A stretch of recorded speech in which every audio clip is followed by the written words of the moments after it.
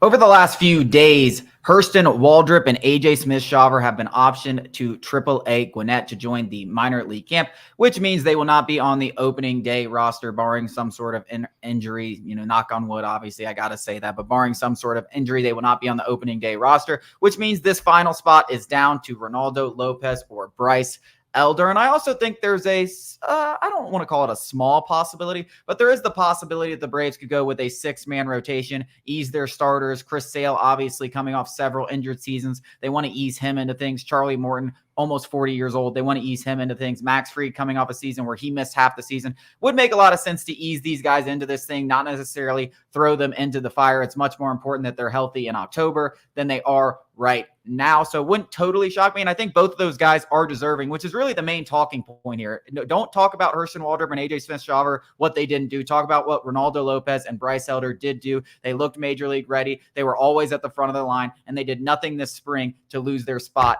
in the order. Yeah, I think even past the obvious trying to keep your front guys, Chris Sale, Max Fried, Spencer Strider, Charlie Morton, healthy, is that you want to get Ronaldo Lopez. You don't want to, wear him out as well. And also Bryce Elder, for all intents and purposes, could get work in AAA, but he needs to be going against major league batters. And there are major league batters in AAA, but he needs to know every 5th day or every 6th day in this case, he'd be going against major league talent. So I do think that's important. And over the weekend, AJ Smith-Shawver kind of got banged up a little bit against an all-star Yankees lineup, Juan Soto, Aaron Judge, and Giancarlo Stanton. He struck out Judge a pair of times. What was most important or impressive to me wasn't the stuff, because AJ Smith-Shawver obviously got the stuff.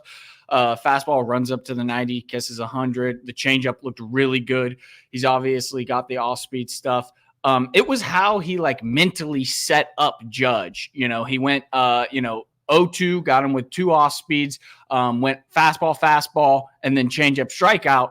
And that's masterful job against a top 5 player in baseball. So the mental side of the game, at 21 years old, he's starting to already show a grasp for the mental side of the game, is super impressive.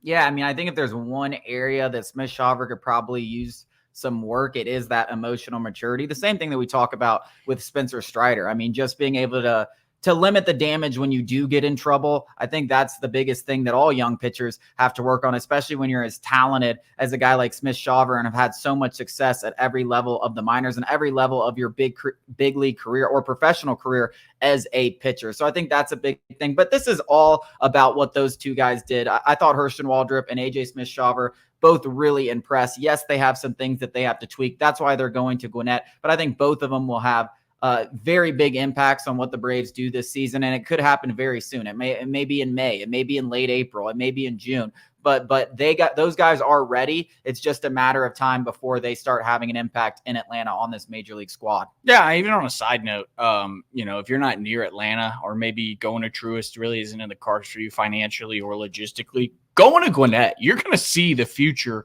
of the Braves, especially, that's a starting caliber rotation right there. So if you can't make your way to Atlanta, going to Gwinnett is not really a consolation prize. That Gwinnett Stripers rotation could beat the Ace. Significantly better than the Oakland Athletics.